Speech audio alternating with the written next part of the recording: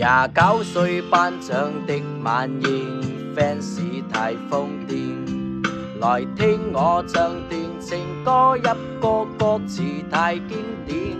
我的真因假因都早已太熟練，然而情歌總唱不厭。喜歡我別遮臉，任由途人發現。像伴唱，用心把這情緒歌中演，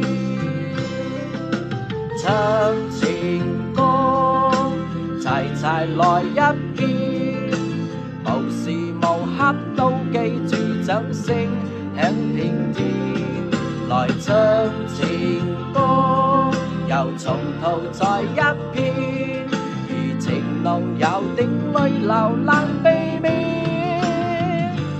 應該起段拍子改變，每首歌是